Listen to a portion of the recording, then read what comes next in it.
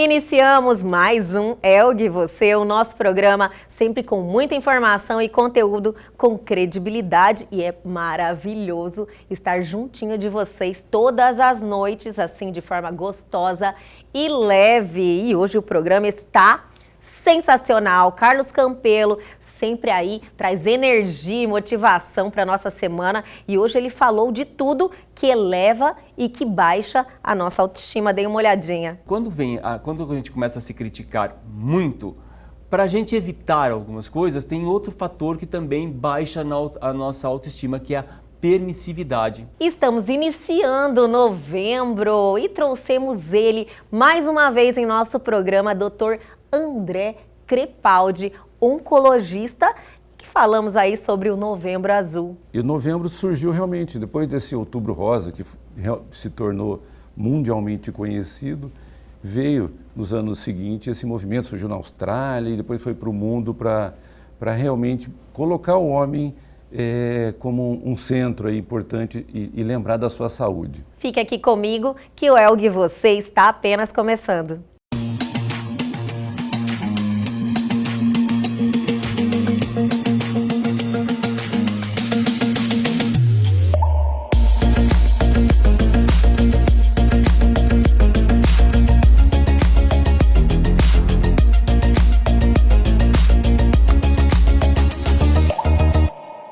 Olá, minha gente! Agora, no nosso programa Elgue Você, tem aquele momento de motivação para nós começarmos a nossa semana bombando, cheio de energias, com ele, Carlos Campelo. Carlos, é sempre maravilhoso iniciar a semana com você, como sempre, né? Eu sempre te falo isso. E uma satisfação estar aqui com vocês todos, com toda a equipe. É maravilhoso mesmo. Nossa, você, como sempre, uma elegância só. Menos. Olha, detalhe do sapato, Neia, hoje, né? Sempre arrasando. Você está demais, uma evolução incrível a sua. São bons fluidos, né, Olga? A gente começa a andar contigo, né? Obrigada! Carlos, nós estamos aí numa série maravilhosa. Sobre a PNL. Isso, PNL, Sim. Programação Neurolinguística. A semana passada foi sensacional, que é a aplicação da PNL na oratória, que eu amei. E essa semana, o que você nos trouxe? PNL e autoestima. Oh, nossa! Olha só, né? Isso vai ajudar muita gente, porque com certeza. É algo que realmente a forma como nós nos falamos, né? A forma, as palavras, atinge a nossa autoestima diretamente. A forma que a gente se vê, a forma que a gente se comporta, tudo mais, a forma que a gente se relaciona. Olha tudo que maravilha. Isso envolve a autoestima. É muito mais abrangente, né? Até do que eu imaginava. Então vamos iniciar esse papo dessa semana, dessa segunda-feira, falando de PNL na autoestima. Exatamente. Mas, Elga, antes eu quero falar uma coisa. O quê? Amanhã é aniversário do meu filho. Olha! Então eu já quero mandar os parabéns. Como que é o nome dele, Bruno cara? Felipe. Bruno Felipe, olha, o programa Elgue Você está te mandando aquele abraço, desejando tudo de bom, muita saúde, que é o que a gente precisa, o resto a gente faz acontecer, né? Ainda mais com um pai desse. Né? Pai mesmo. Eu sou um pai babão, sou super orgulhoso do homem que eu constituí na minha família, né? Ai, que maravilha, Aí, que bom filho, ouvir isso. Parabéns, papai te ama. Parabéns. É o mês do meu aniversário também, viu? Olha só, novembro. Mas novembro é um mês muito maravilhoso, né? Vamos até ter o Dr. André Crepaldi aqui, falando de um assunto muito importante, que é o Novembro Azul. Né, que estamos iniciando o mês, né? Saúde do homem, que é algo que a gente tem que bater muito em cima, porque o homem é uma pessoa que ele acha que ele é imbatível. Tabu, né? Tem muito tabu nessa história. Isso, eu não fico doente nunca, né? Eu não cuido da minha saúde, não tenho aquela responsabilidade. Então essa campanha está para aflorar essa responsabilidade, esse cuidado do homem consigo mesmo. Exato. Logo em seguida teremos o Dr. André. Então assiste aí, porque isso é importante para todos nós homens, isso é importante, é um assunto que a gente sempre tem que estar falando. Mês de novembro maravilhoso, mas e o nosso assunto, Carlos? Ah, é PNL autoestima. PNL autoestima. Ela é de Escorpião? Oi, eu sou Sagitário. Ah, você é Sagitário. Sagitário. Então você é de final de novembro, É, né? dia 27. 27 de novembro. Aniversário do amigo meu também. Sério? Eu sou de Sagitário, Você é de Sagitário? Eu também Por isso que a gente sou. se dá tão bem, né? Eu Sagitário amo gosta meu de signo, festa, me identifico muito. Gosta de felicidade, gosta de Sim. alegria. Sempre em frente, né? Energia boa. Exatamente. E aí, Carlos? E a PNL autoestima, ela fica puxando, e aí, né? Vamos lá, né? Vamos Não, com- é porque se deixar, a gente vai longe, não tá? longe, meu Deus do céu. Aí estão os telespectadores, eu quero. Então, a autoestima. Né? Vamos começar primeiro o que baixa a questão da nossa autoestima. Que é algumas coisas que acontecem no cotidiano, na rotina da gente, é normal, que é a autocrítica. A autocrítica em demasia. Aquela questão, eu nunca estou pronto, eu nunca estou preparado, eu nunca serei a pessoa competente, eu não vou conseguir me relacionar com aquela pessoa, aquela pessoa é muito para mim. Até o jargão fala, é muita farinha pro meu saco, É né? muita areia pro meu caminhão. Pro caminhão, né? a gente vai colocando isso. Tem uns que falam, eu faço 2 viagens, já viram essa? Esse aí já está trabalhando a autoestima, a alta autoestima. Gente, eu adoro essas frases. Então, esse tipo de situação, esse tipo de comportamento é um comportamento que tem diariamente, é rotineiro, sem a gente se perceber. A gente começa a se criticar muito. E por outro lado, quando a gente começa a se criticar muito, para a gente evitar algumas coisas, tem outro fator que também baixa a nossa autoestima, que é a permissividade. Permissividade? Eu começo a permitir tudo. Eu começo a permitir. Aí, para eu não ofender ninguém, para eu não magoar, para aquela pessoa, eu ficar esperando que aquela pessoa me faça um elogio, então para eu não chatear a pessoa, eu acabo me permitindo ser colocado inferior, ser deixado para segundo plano. Entendi agora. Entendeu? Entendi agora, realmente. Eu fico me permitindo até em umas relações. Sim. Né? Fico me permitindo nas relações, para quê? Porque por detrás da permissividade, eu estou buscando Aprovação? aprovação. Eu estou buscando aprovação. Sim. E isso também é um fator que baixa a nossa autoestima. Né? Deixa a gente mais morno, deixa a gente mais frio, deixa a gente mais preso, deixa a gente mais... Você vai reprimindo o que você realmente pensa. Isso. Né? Uhum. Como você gosta de agir, você age a conveniência. Então, isso aí eu acredito que vai baixando sua autoestima mesmo. Vai, você falou certo a palavra, eu vou agir conforme a conveniência, eu vou começar Sim. a pensar nas consequências do que eu vou falar e eu vou acabar permitindo que as coisas aconteçam. E isso acontece na família, nos relacionamentos, acontece no serviço, a gente vai permitindo e chega a tal ponto que a pessoa, o dia que ela quiser dar a volta por cima, ela vai ter uma certa dificuldade para se colocar. Verdade. Porque as pessoas vão olhar para ela, não vai nem passar mais credibilidade. Isso mesmo. Então, às vezes, muitas pessoas acabam caindo nessa arapuca para evitar conflitos, né? Uhum. Principalmente numa família. Uhum. Você fala, nossa, não vou evitar conflito. Vai indo. Exato. Vai indo. Chega uma hora que aquilo ali acaba assim criando, você já não consegue sair mais daquela situação, né? Você fica realmente com sua autoestima baixa, você fica refém de uma situação.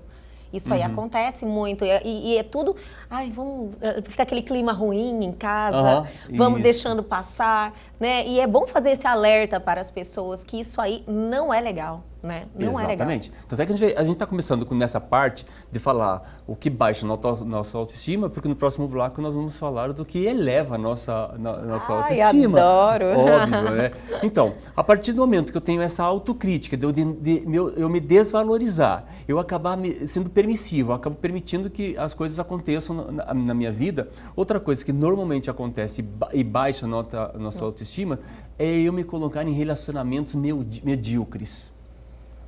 Olha só. Olha, isso aí assim, como é que eu posso falar? A gente vai se relacionando com as pessoas como eu não confio em mim. Eu acabo permitindo que as coisas aconteçam. Eu acabo entrando em relacionamentos onde aquela pessoa, ela não é uma pessoa que está vindo agregar para mim. Ela está vindo para completar aquilo que eu tenho medo de eu fazer. Mas só que é a outra pessoa, não sou eu. Então, ao invés de eu tomar a atitude de eu fazer, eu acabo imputando essa responsabilidade para outra pessoa. E essa outra pessoa, ela vai ter os problemas dela, ela vai ter as situações Como dela. se a outra pessoa tivesse vindo para suprir uma deficiência minha? Não como se viesse para isso suprir. mesmo. A ideia que eu tenho é que isso vai pra acontecer. suprir. É para suprir uma deficiência. Logo, Entendi. isso vai baixar minha autoestima. Por qual motivo? A pessoa não vai suprir essa deficiência que é minha. E aí, o que pode acontecer nessas relações? Eu vou terminar essa relação, eu vou começar outra relação, né? Achando que aquela relação já não deu mais certo, tudo mais, eu vou buscar outra relação. E pode ser que aconteça as mesmas situações, porque o problema não está na outra pessoa, o problema está em mim. Sim. E isso acaba baixando minha estima. Baixando o que é minha estima? É eu me estimar, eu me amar, eu gostar de mim. Sim. Então, ao invés de eu buscar e eu ficar olhando os meus pontos que eu preciso de melhoria, eu fico buscando no outro aquela complementação para esses pontos de melhoria. E aí vale uma dica para o telespectador, né? Não procure sua cara metade. Não procure a sua pessoa inteira. Olha, porque gostei a cara dessa, metade, gostei. ela vai vir... Isso vem de um vício, né? A minha cara metade, a minha outra metade da laranja, a minha... Não existe isso, né? Mas isso as pessoas realmente creem nisso. É tão falado. É tão né? falado que a gente acaba acreditando. Aham. É tão falado que a gente acaba trazendo como verdade, né? Então procure uma pessoa inteira, uma pessoa que venha para somar. Mas essa pessoa inteira, ela está pronta, preparada? Não, da mesma forma que eu não estou pronto, nem preparado. Ninguém vem um pacotinho de presente. Ele vai, a pessoa vai ter as suas coisas, as suas melhorias, os seus pontos de melhoria, né? Mas eu não estou trazendo a pessoa para a minha vida para suprir uma carência minha, para suprir aquilo que eu tenho vontade de fazer e eu não faço. E isso acaba acontecendo. Por qual motivo que baixa a minha autoestima? Porque eu coloco na mão dessa pessoa essa falta que eu tenho. E uma hora que essa pessoa não faz aquilo que eu espero, não fala a palavra que eu queria que ela falasse, não prepara o ambiente que eu queria que ela preparasse, não faz o carinho que eu queria que ela fizesse naquele momento, aí eu me deprimo, aí eu fico chateado, aí eu fico triste, aí eu fico frustrado. A gente transfere muita responsabilidade para as pessoas, né? Transferência, exatamente. Transferência. Eu acabo transferência. Ao invés de assumir minhas responsabilidades, eu acabo passando para outra pessoa, que se torna teoricamente mais fácil, só que a gente está empurrando para frente a resolução dos meus problemas. E quanto mais para frente eu demoro para resolver meus problemas, mais eu estou alargando a minha faixa de existência nesse mundo com a autoestima baixa. Nossa, adorei isso. Né? Então a gente tem que tomar posse mesmo, né? Isso. Assumir mesmo essa responsabilidade, ter atenção com isso na vida. Exato. Imagina, se estender muito nessa situação não é legal para ninguém, minha gente, não é. Nossa vida literalmente é curta, né? Então a gente Sim. tem que observar, olhar isso, né? Com certeza. Mas mesmo que tenha esse papo aqui meio down agora, mas no segundo bloco ele vai ser up. Não, ele não é down, não, é maravilhoso, porque faz a gente olhar para alguns problemas que às vezes você não está percebendo, sabe? E falar claramente disso, as pessoas falam, nossa, eu estou fazendo isso. Agora já vamos para os que levam. Os elevam no segundo bloco. Então eu vou chamar o intervalo. Pode né? chamar. Eu vou chamar o intervalo. Minha gente, fique aqui. Tem mais Carlos Campelo e na sequência, com o que eleva a nossa autoestima. A gente já volta.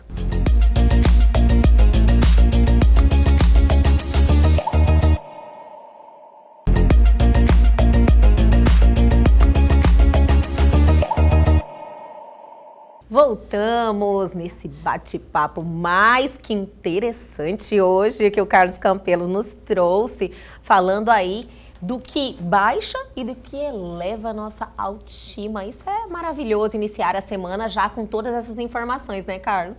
Exatamente, a gente elevar o que deixa a gente mais feliz e tudo mais. E já vamos para a primeira, tá? O que eleva a nossa autoestima, Carlos? Não se compare. Não se Olha. compare. Na vida que a gente tem hoje, com as redes sociais... Isso deve agravar a situação, né? E Porque muito. e esse ponto que você falou agora deve ter criado essas redes sociais, porque muito do que você se vê lá na rede social não é a vida real da pessoa. Exatamente.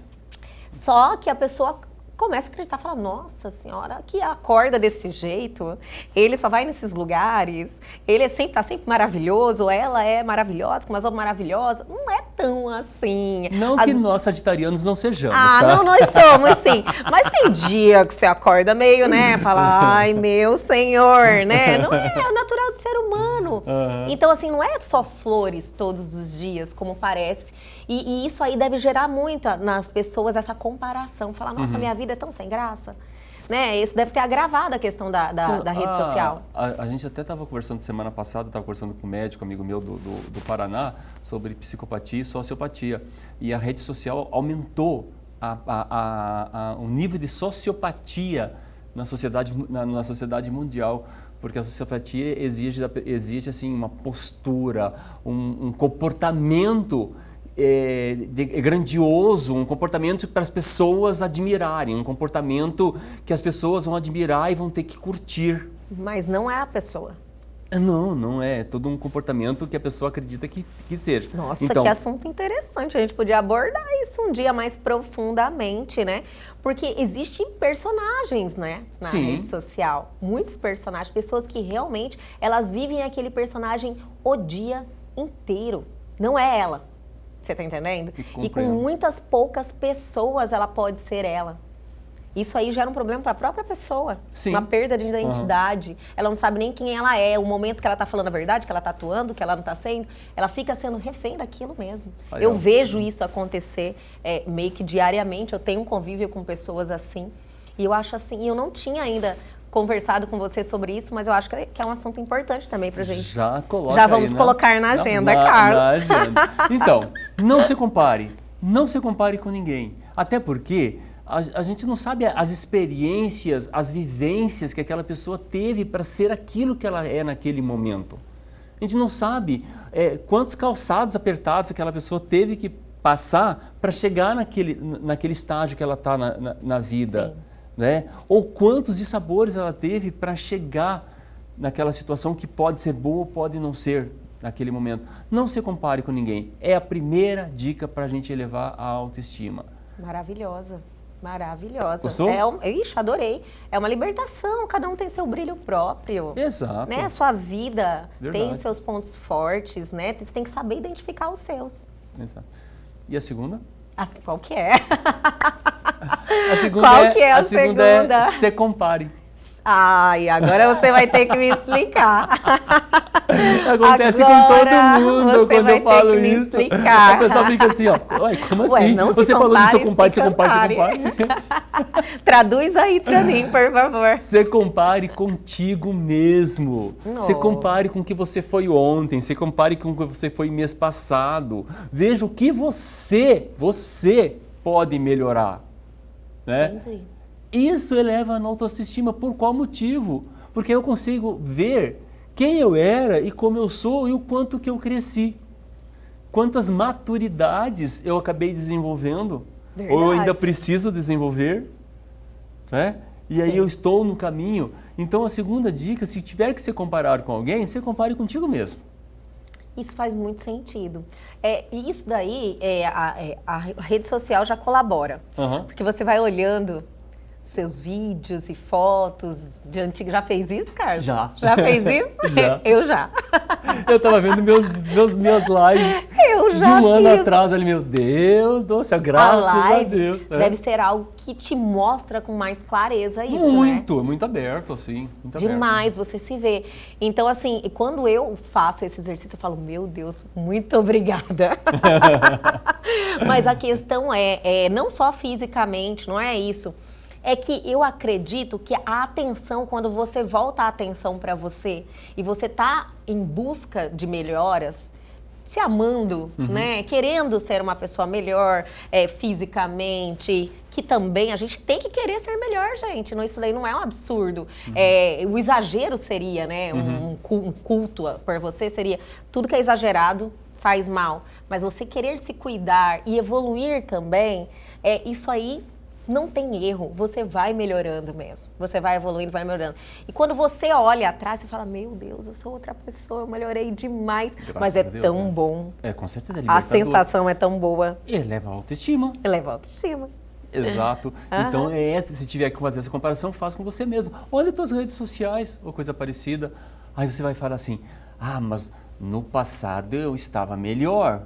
Então, olha um pouquinho mais para trás. Né? Se no passado você estava melhor, então olhe um pouquinho mais para trás para você enxergar exatamente qual foi o gatilho que você teve para você melhorar e você saber, olha, se eu fiz isso na minha vida uma vez, eu consigo fazer de novo. Sim, com certeza. E a terceira dica é, não viva do passado. Esse aí é maravilhoso mesmo. Eu acho que traz uma nostalgia desnecessária, né, na sua vida, você ficar olhando demais. Boas lembranças, ótimo, tudo bem, faz parte da nossa história. Mas você ficar só achando que era feliz antes, tem gente que vive assim. Tem gente até que fala que eu era feliz e não sabia, né? É uma frase que muita gente usa, né? Pode ser até que seja verdade. Em alguns momentos, minha gente, né? Nada é uma unanimidade, né? Mas assim, eu acredito que nostalgia demais atrapalha. Porque a vida é pra frente é que se anda. Exatamente. Essa questão, assim, de viver no passado, não é como a Olga falou, a gente vai ter boas lembranças, vai ter situações não tão boas, sim, mas tudo isso foi um processo de construção para eu chegar em quem eu sou hoje.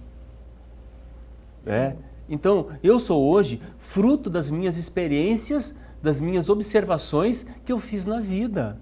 Então, da mesma forma que eu sou isso hoje, eu tenho que também começar a perceber, e aí vai a quarta dica, é que o outro também tem as suas experiências e tem as suas vivências, para chegar a quem ele é hoje. E uma das formas de a gente elevar a nossa autoestima é praticar a empatia. É se colocar no lugar do próximo. Olha, é um tanto quanto meio difícil, né? Mas a gente procurar se colocar na situação do próximo e ver o que ele está entendendo, o que aconteceu com ele, quais são as experiências que ele teve de vida, como que ele observou isso. Nós podemos ter situações que duas pessoas observem a mesma ação, o mesmo fato, e trazem experiências diferentes para dentro dela, e essas experiências se tornam verdade e fazem parte da identidade que ela é hoje. Então, praticar empatia é se colocar no lado no próximo. E isso está acontecendo muito, eu não vou falar em outros países, mas no Brasil está acontecendo muito, que é a polarização. Né? Aí tem o lado A, o lado B, o que defende o político A, o que defende o político B, o que defende a religião A, o que defende a religião B, o que defende casamento homossexual, casamento heterossexual. N pessoas polarizando. Gente, olha, eu observar que existe o outro tem as experiências dele, né? Tem a vivência dele e ele é quem é. Para elevar a minha autoestima, eu já falei, pare de se comparar com o outro. Se tiver que se compara com você. Não viva do passado e entenda o outro, respeite a opinião do outro. Eu respeitando a opinião do outro, olha só, eu vou parar de brigar. Quantas vezes garanto que a gente não se deparou com pessoas brigando por conta de política? Ixi, demais. São os assuntos que mais geram conflitos, fazendo inimizade. Com certeza. E eu vou estar me retroalimentando de quê? De coisas ruins. Então, pare, não queira mudar o outro. Se tiver que mudar, mude você. Se eu quiser mudar, mude eu. Então, isso é uma forma de eu também cuidar do meu estado espiritual e eu ficar bem, eu ficar confortável. O outro tem a opinião dele? Ótimo, parabéns pela sua opinião, eu tenho a minha, parabéns. Eu vou entrar em conflito? Não, vamos praticar empatia. O ato de praticar a empatia eleva a minha autoestima. Da mesma forma, o ato de praticar o perdão eleva a minha autoestima. Nós já falamos isso no programa passado. Alguém me fez mal. e eu tô aqui ruminando. Remoendo aquilo. Ai, ruminando, né? eu. Remoendo. Eu imaginei que fosse o remoendo. Aí eu falei, eu já vou entrar, né?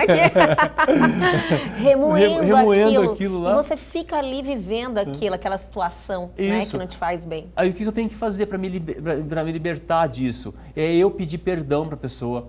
Mas eu vou pedir perdão para a pessoa porque se ele me fez mal, mas eu vou pedir perdão para me libertar desse sentimento ruim, que também é um fator que eleva a minha autoestima. E assim, tem vários, né? Mas tem um que eu acredito que é bastante importante. Cite agora, nesse exato momento, sem pestanejar, 5 qualidades tuas. 5, agora. Não são 3 nem 2, 5, agora. 5 forças, talentos, o que você faz bem. Agora, cite 5. Fazer esse exercício agora. Agora. Né? Comece a exercitar isso. Procure agir em cima daquilo que você tem de bom. Comece a potencializar aquilo que você tem de bom. Potencializar as suas qualidades. Você vai ver que você vai conseguir os resultados. O sucesso que você tanto almeja vai acontecer. Depende exclusivamente de você. Lembre-se, o sucesso depende de você. Eu vou potencializar minhas qualidades para conseguir o relacionamento da pessoa que eu quero. Não é. Tem que ser coisas que dependam de você. Porque se eu quiser a pessoa que eu quero, vai depender da outra pessoa. Não é isso. Que eu vou conseguir aumento de salário e vou pedir aumento de salário para o meu chefe. Não é isso. Eu vou potencializar as coisas que eu quero, eu vou produzir mais, eu vou trocar de emprego se for o caso e vou ganhar mais. As coisas boas vão acontecendo quando você está vibrando nessa energia, você está com essa atenção com você está comprometida. Então, assim, às vezes não é aquela pessoa que você almeja ali, vai aparecer uma outra muito melhor, ou que faça muito mais sentido na sua vida, ou um emprego muito melhor, como você falou. Então, assim, realmente isso faz muito, muito sentido. Muito. A energia vai, como você falou, a energia vai acontecer. Na hora que eu estiver vibrando nisso, as coisas vão acontecer. Sim. Vão acontecer.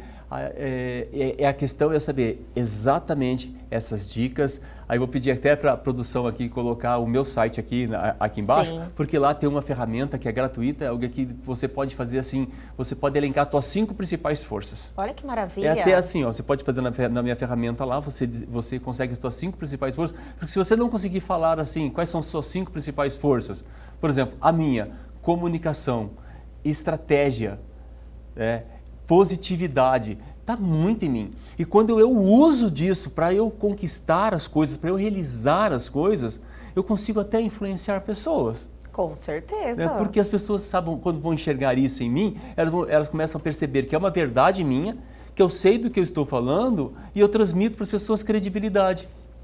Justamente, eu ia falar bem isso. Vamos colocar o site do Carlos e olha, orienta todo mundo a fazer, porque é um exercício maravilhoso de autoconhecimento. Sim. E é um pontapé inicial, né, Carlos, para uma Com certeza. mudança. Exatamente. E estamos iniciando a semana também, já aproveita, já entra agora, né? Isso mesmo. Hoje é segunda-feira, né? Já faz exercício. Todo isso. mundo não, é que as pessoas falam, quando você quer fazer uma mudança, faça independente do dia, mas hoje é aquele dia especial, dia da mudança, dia da melhora, né? Segunda-feira a gente está começando a semana, vamos começar aí fazendo algo muito bom. E é o início de novembro, né? Início de novembro do mês. Inclusive ontem foi dia de todos, dia nosso, né? Dia dos homens, né? Sério? Sério, 1º de novembro. 1º de novembro, não sabia. Dia de Todos os Santos. Olha que maravilha, não sabia dessa data. Tô brincando, já vamos dar... Olga. Ai, você me... Pegadinha? É pegadinha não acredito. Eu já ia dar os parabéns. Leandro da produção, olha, dando parabéns. Dia 1º de novembro é dia de Todos os Santos. Dia de Todos os Santos. Nós homens. Você me enganou, porque eu achei que o Novembro Azul fosse por isso, sabe? Que é o nosso próximo tema, né? Já, o Dr. André Crepaldi está aí com a gente. Mas, Carlos, foi maravilhoso te receber aqui hoje, mais um dia com um assunto muito interessante e que está sempre aí acrescentando na vida de todo mundo, na minha e na de todos que estão nos assistindo. Eu que agradeço, desejo um novembro maravilhoso para todos. E, filho, parabéns, viu? Meu orgulho! Parabéns! E o Elgui, você continua já. Estamos recebendo o Dr. André Crepaldi, oncologista, que vai falar aí desse mês que estamos iniciando, tão importante, que é o Novembro Azul. Já já a gente volta.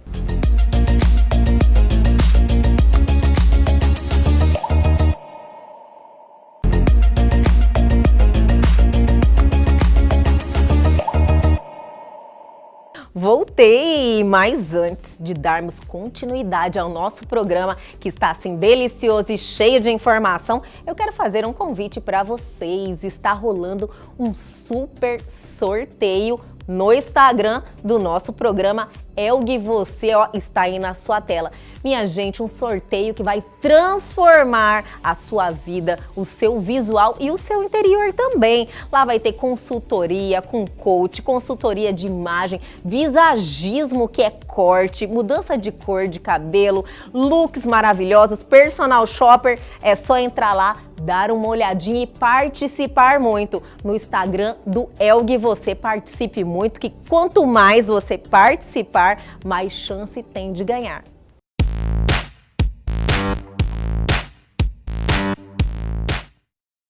E agora, no nosso programa Elgue Você, estamos recebendo novamente ele, doutor André Crepaldi. Que prazer imenso, doutor, tê-lo novamente aqui no nosso programa. Olá, Elga, é um prazer estar aqui de novo.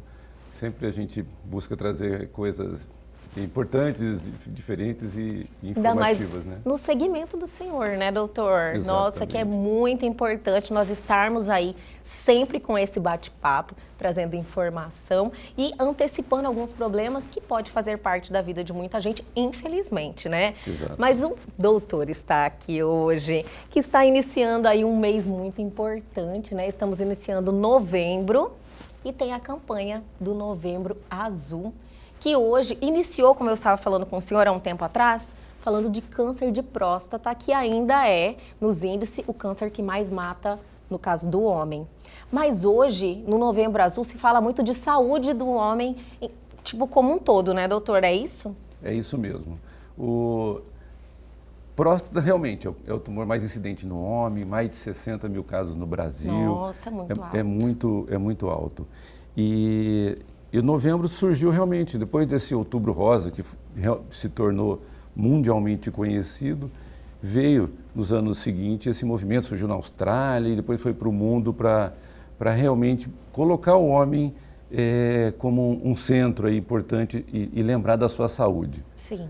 O homem realmente tem isso, né? Ele é invencível, não fica doente, se alimenta mal, bebe mais, está exposto geralmente, seja no trabalho, seja na parte dos adolescentes, realmente as situações de risco, né? Geralmente trabalhos de mais risco. É verdade. Então, então isso leva a uma maior mortalidade no homem, por todos esses fatores. Tipo, aí. O homem, eu não sei se esses dados que eu vou falar para o senhor tá correto, mas tipo, 7 anos a menos que a mulher, né? Ele vive. Exatamente, até mais um pouquinho às vezes, até 10. Nossa. E aí tem um monte de fatores genéticos, tudo, mas tem tudo isso. A mulher busca desde nova, né? Nós temos assim, né, essa preocupação e também menos preconceito. Exatamente. Né? Menos preconceito.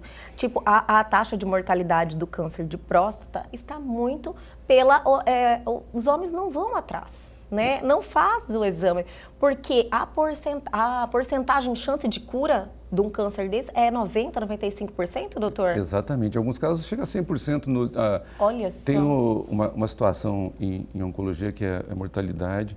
E tempo de vida, sobrevida, tudo. A sobrevida no câncer de próstata é longa, assim, mesmo nos casos um pouquinho avançados, não totalmente, ela tem sobrevidas altas em 5 anos que chegam próximo a 100%. Então, nos casos iniciais, que a gente fala, é realmente uma cura altíssima. E aí, por similaridade na mama, né, qual é o nosso objetivo? Realmente divulgar o diagnóstico precoce. Sim.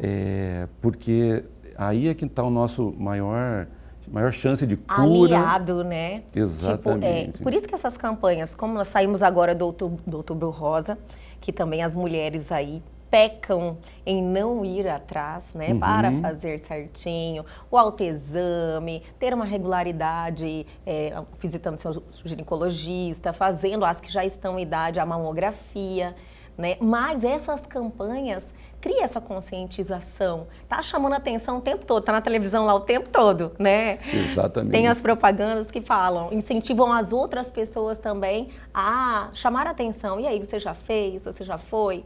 E no homem, essa campanha ajuda bastante também. Exatamente, a campanha e tiram um mito, né? Acho que o homem, e quando chega no Novembro Azul, já vem as piadinhas, a gente já vem a charge em jornal, que vem muito ligado ao toque, a perda de sexualidade. Tem pesquisas mostrando aí que mais de 20% dos homens acham que esse exame não é coisa de homem, então a gente tem umas coisas absurdas. Mas né? é absurdo isso. Eu falei para o senhor antes, eu falei, homem que é homem não tem medo de um exame não, né, Exato. doutor? Não é isso que vai mudar, né? Isso não muda nada, muito pelo contrário, mostra um comprometimento, uma responsabilidade, eu super admiro.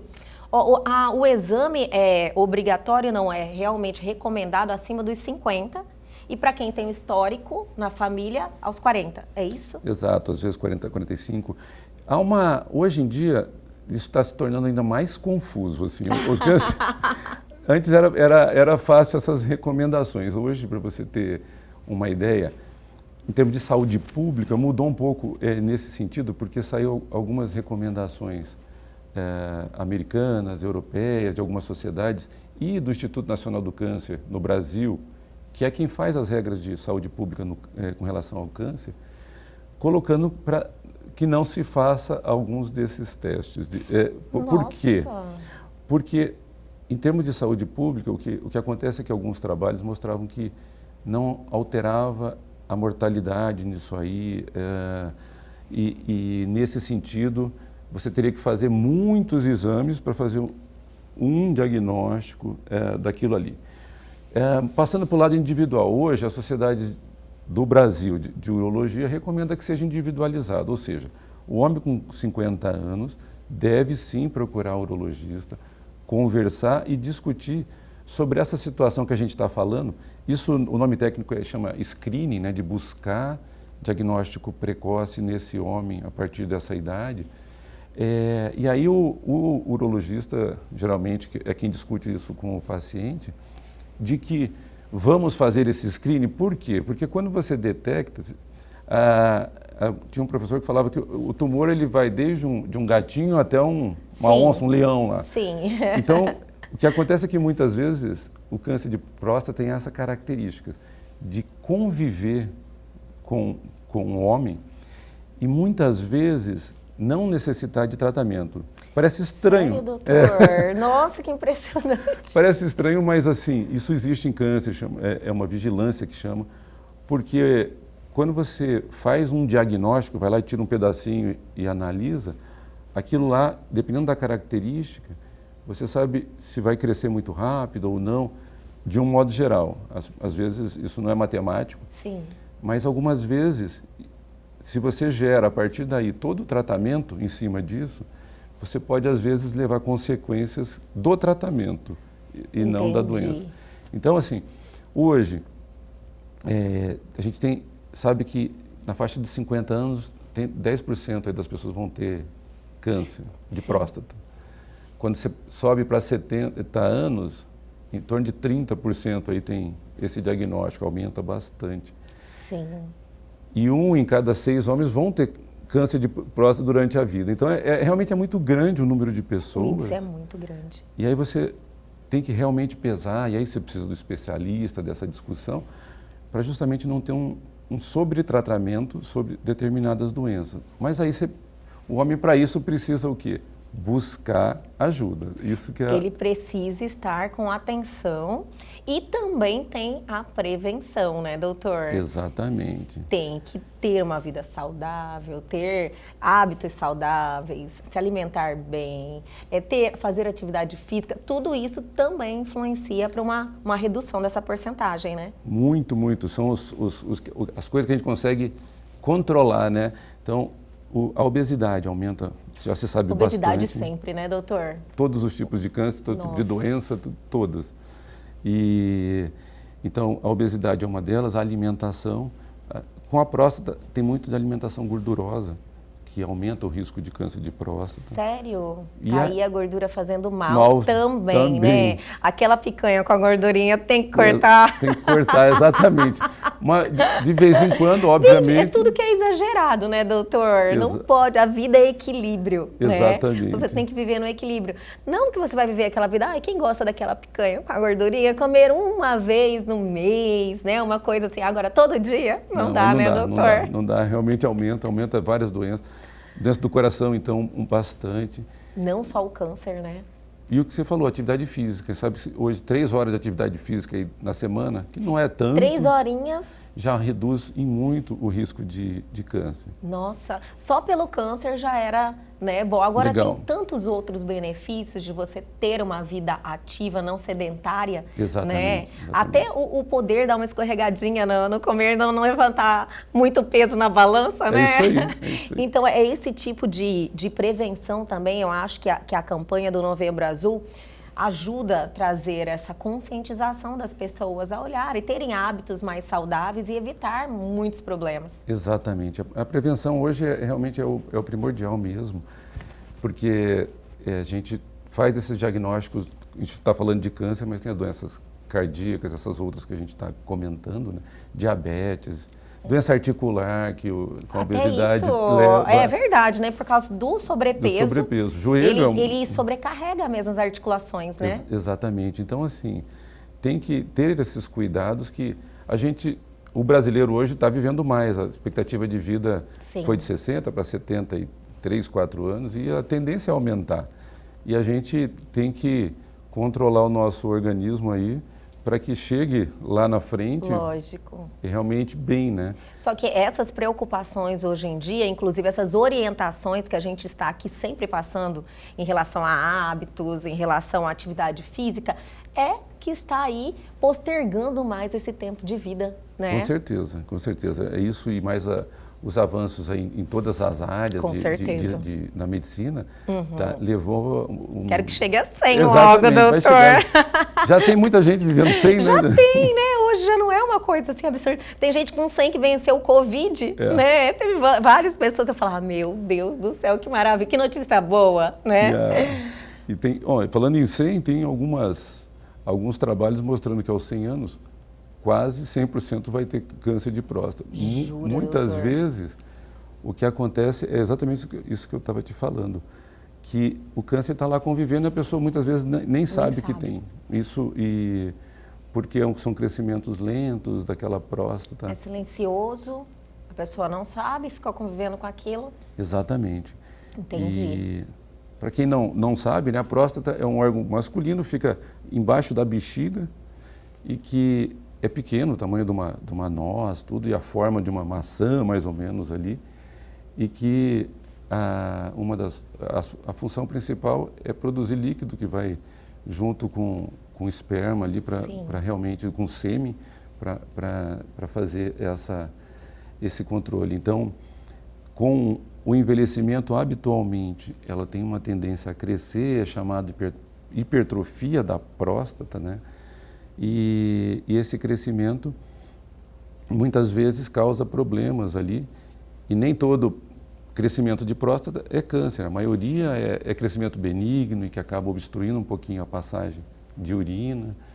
Então, cria esses desconfortos. Exatamente. Doutor, eu quero continuar falando também do câncer de próstata, mas eu sei que existe também outros tipos, né?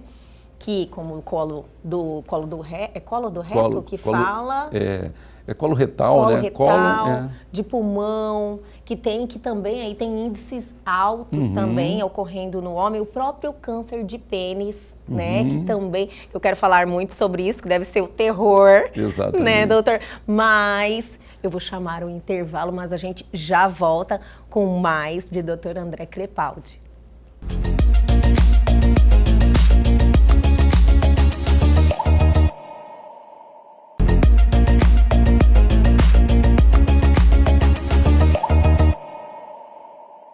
Estamos de volta e hoje recebendo o Dr. André Crepaldi, oncologista, que está aqui batendo esse papo. Sempre muito bom estar com o senhor, Dr. André, falando aí de informações assim tão importantes. Obrigado pelo convite. Doutor André, eu finalizei o bloco anterior, nós falando sobre o câncer de próstata, porém que existe outros tipos de cânceres que também tem uma alta incidência no homem, né? Que é o de pulmão, colo retal, próprio câncer de pênis, que eu li uma matéria sobre o câncer de pênis. Fiquei assim, eu não sabia nem que tinha uma ocorrência tão grande. Tipo, 1.600 homens no ano chegam a amputar o pênis. Isso é verdade mesmo? Tem uma, não Ou é fake news, né? Porque eu fiquei assustada com isso. É um tumor que é incomum na população em geral, mas ele é catastrófico quando é avançado, né? Porque realmente leva a amputação. Amputação? Que absurdo isso, né? É um absurdo. E chegar a esse ponto, né? Geralmente tem questões realmente de higiene. Isso, na matéria que eu vi, tem a questão da fimose, né? Uhum. A fimose, que daí a pessoa não tem uma higiene muito legal. Exatamente. Né? E aquilo ali, mas não é uma coisa assim, é uma coisa que vem de anos, uma vida inteira. Exatamente. Isso é um absurdo, né? A pessoa não ter uma preocupação com a sua própria higiene e não ter tido uma orientação, né, doutor? Exatamente, muitas vezes de orientação mesmo, e né? tem o HPV também, né? E o HPV. Então, são causas preveníveis, né? A higiene, o HPV, que a gente tem hoje, a gente falou um pouquinho sobre trabalhos sobre isso, que a vacinação, por exemplo, em meninas, vacinação abaixo de 17 anos previne mais de 90% dos casos. Então, que maravilha. Imagina, sendo que hoje, em Mato Grosso, é um dos cânceres importantes na mulher, o colo de útero, né, que Sim. é um segundo aí principal. No país é um pouco menos, mas são situações em que a mulher tem que, às vezes, fazer cirurgia, fazer radioterapia. Muitas delas não vão se curar e vão acabar indo a óbito por aquilo. E a gente, por outro lado, tem a prevenção. E que a vacinação, em mulheres, isso é disponível na saúde pública, o SUS tem disponível a vacina. A vacina ela é disponível nos adolescentes, né? Mulher até os 17, homem também? No SUS, eles têm... Você tem uma carteira de vacinação ali que de 9 a 14 anos e no menino um pouquinho mais que isso, 10, 11 anos até 14. Na saúde privada, você tem ele disponível até mais. Pode chegar e querer fazer. Se vacinar ou levar seu filho. Exatamente. Né? Vai vacinar. E isso é importante, né, lembrar, né, porque hoje, apesar de tudo, ainda tem um certo tabu de levar o jovem, uma criança, para a vacinação, que vai proteger de uma doença sexualmente transmissível, né? Mas é importante fazer isso. Existem algumas questões religiosas. Com uma incidência altíssima, né? Altíssima. Que nem falam com que as mulheres, uma grande maioria, eu não sei a porcentagem correta, mas que tem o HPV. Exatamente. E o HPV está relacionado a tumores de colo uterino, pênis, região anal, a tumores de cavidade oral. E de chamado cabeça-pescoço, né, na região de orofaringe. Então, olha é tanto grande. De benefício que tem levar aí o adolescente para fazer essa vacinação. Vacinação. Já faz de tantas outras doenças, né, desde a infância. Inclui naquela, né? Inclui nesse pacote. Isso aí não tem nenhum incentivo ao início da vida sexual, que muitas pessoas, e pessoas esclarecidas, doutor, sabe? Eu sei. Que você sabe, pessoas estudadas, que tem muita informação, mas tem um tabu que eu realmente não consigo entender. É por isso que eu gosto de bater bastante nessa tecla em relação ao HPV, que eu sempre estou aqui com profissionais como o senhor falando tantos benefícios que tem para ter essa omissão na vacinação, né? Exatamente. E às vezes até na menina se lembra, mas no menino não. A gente vê às vezes... É verdade. Pais que realmente não tem essa informação, porque a gente é muito acostumado com vacinação na infância, né? Sim. A criança, quando nasce... Paralisia, inclusive tem muitas campanhas, né? Tétano, sarampo, assim vai, mas realmente por HPV, como é numa idade que já vai lá, no comecinho da adolescência, muitas vezes acaba esquecida, apesar das campanhas, promoções, e tem que se lembrar mesmo, é excelente isso a gente está falando, lembrando. Sim. Os pais que estão vendo saber disso, procurar o o posto de saúde ou uma clínica de vacinação para que se faça isso, né? E olha, tem relação com câncer de pênis também, né, gente? Também. Tem que assustar. Tem que assustar, tem que ir atrás. As pessoas que isso aí acontece, né? Acontece. É verdade, acontece. Na realidade, se fala de tantos outros tipos de câncer e não é muito falado o câncer de pênis. E quando eu vi o índice e o nível abrupto de ter uma amputação, Sim. eu falei, nossa, é algo que tem que chamar a atenção das pessoas que acontece, né? Sim, porque isso, além de todo o tratamento de saúde, leva a alteração psicológica depois, na pessoa, na família e porque tudo. para o homem está totalmente ligado à sua masculinidade, sexualidade, identidade. Exatamente. Então, por mais que você tenha a cura daí de um problema, você encadeia muitos outros. Muitos, é realmente um problema. E nesse mês lembrar dos outros tumores, como você comentou, Sim. né, tumor coloretal hoje. Que é o segundo, eu acredito. É o segundo. O segundo do que vem. Uhum. Que é do câncer do intestino. E de certa forma, hoje, com as campanhas em que o homem deve fazer um exame de intestino, que é uma endoscopia por baixo, via pelo ânus. Colonoscopia. Colonoscopia. A gente tem a endoscopia digestiva, que é aquela alta que vai para o estômago, e a por baixo que vê todo o intestino. Essa hoje é indicada acima de 45 anos, para homem e para mulher. Pelo menos uma vez, aí se não encontrou nada... A mulher também tem altos índices de câncer, altos desse índices tipo de câncer? De câncer de colo retal também.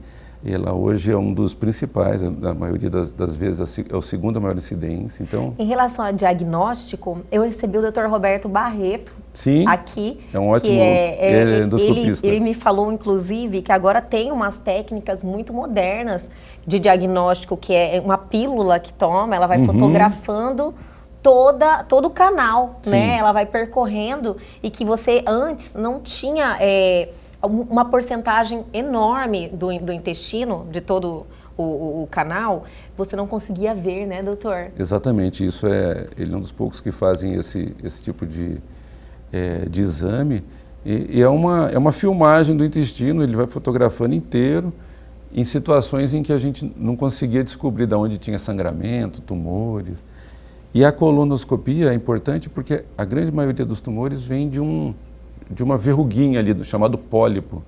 E aí, quando o endoscopista começa a fazer com 45, pequenos pólipos já tira, porque normalmente isso aí vai demorar 10 a 20 anos para desenvolver um câncer. Se ele começa a tirar nessa época, provavelmente não vai desenvolver nunca na vida. Olha que maravilha! Então, você vê como a questão de ter a atenção com a saúde, falar que existe esses exames e existe esses procedimentos, se você já viu algo estranho, você já retirar aquilo ali, é totalmente evitável quando você está lá frequentando, fazendo seus exames de rotina, tendo essa preocupação. No caso do homem, ele teria que fazer uma visita a cada 6 meses, anual? Como seria? Geralmente é anual, assim, a gente está falando vamos falar aí dos 50 anos, que é uma idade limite aí, né? Lógico que tem que se cuidar antes, mas se não tem sintomas, normalmente sem história familiar, 50 anos, ele vai fazer a visita com o urologista, vai discutir sobre as maneiras de prevenção. Quando a gente fala fala, doutor, eu posso fazer só exame de sangue que eu estou protegido do câncer de próstata, por exemplo? O senhor deve receber muitas dessas perguntas, né? Ela, infelizmente, não. Se você fizer só o exame de sangue, você tem a chance aí de 40% de detectar um câncer quando ele é alterado. No caso, só para ficar um pouquinho mais claro, que eu acredito, e essa seria uma das perguntas que eu iria fazer ao senhor também, doutor, porque eu vi lá que existe o toque e existe o de sangue. Então, esse de sangue seria um caso mais avançado, o câncer já estava num estágio mais avançado para ele ser detectado?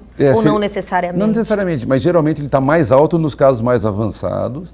Entendi. Ele tem um nível de corte lá de exame, acima por exemplo, acima de 10 tem um risco maior de ter um câncer da próstata, acima de 4 um pouquinho menor, mas quando ele dá alterado, não é 100% de detecção, você consegue detectar, como eu estava falando, em torno de 40.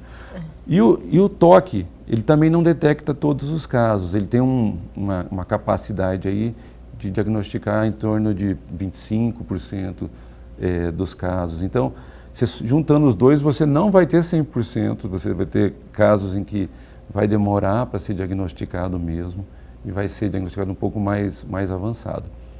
E tem uma coisa importante, em 15% dos casos, o exame de sangue não altera.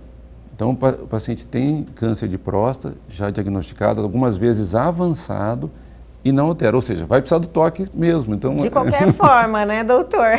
E existe alguma modernidade vindo aí tecnológica para ajudar, né? Porque, lógico que eu acredito que, como o tempo vai passando, com essas campanhas, essa conscientização, esse tabu vai sendo quebrado das gerações que estão vindo. Porém, existe algo novo vindo aí para melhorar esse diagnóstico? Esse diagnóstico, sim, está vindo alguns testes que ainda não estão de uso, a gente chama de uso prático, de clínico. Na urina já tem alguns testes sendo feitos. Algumas coisas com relação a tipos do exame de sangue, que a gente tem o chamado PSA, que é um exame da próstata, que a gente detecta. Tem alguns subtipos deles que já estão sendo estudados para melhor detecção. Exames de imagem, por exemplo, ressonâncias especiais, para detectar se aquela anormalidadezinha, aquele aumento, realmente corresponde a um tumor e precisa continuar a investigação.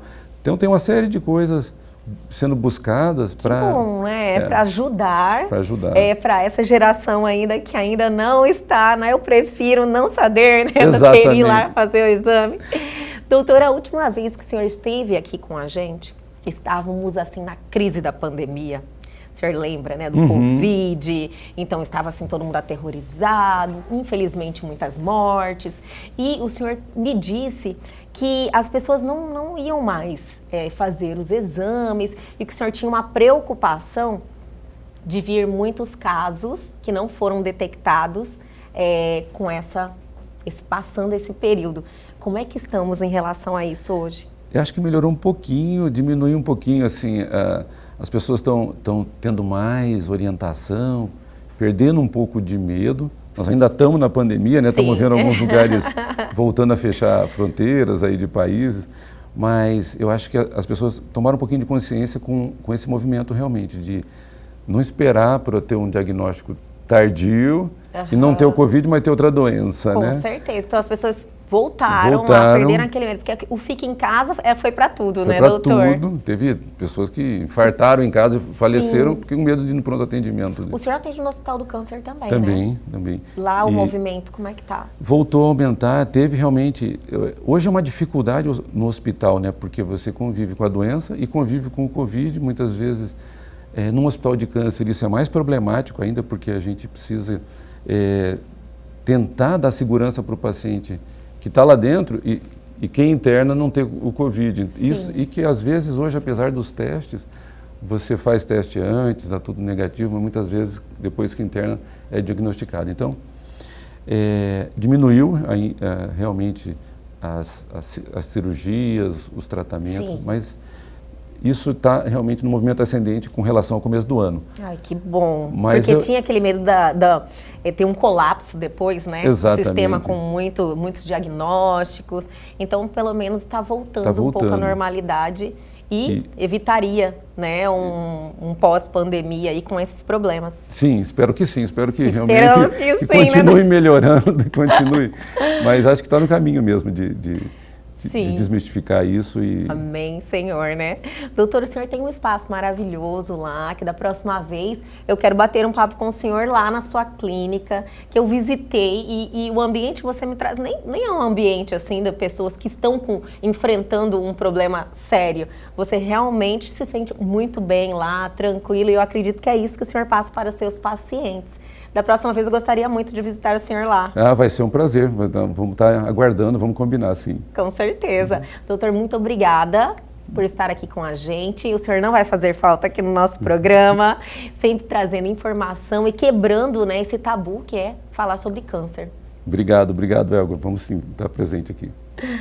E o Elga e Você de hoje fica por aqui, mas a gente volta amanhã às 21h30. Perdeu algo? Quer falar com a gente? Nossos canais de comunicação estão aí na sua tela e tem também o nosso canal no YouTube. Entre lá, se inscrevam e revejam essa entrevista e muitas outras que estão lá à sua disposição. Aguardo vocês amanhã aqui na TV Pantanal, canal 22.1.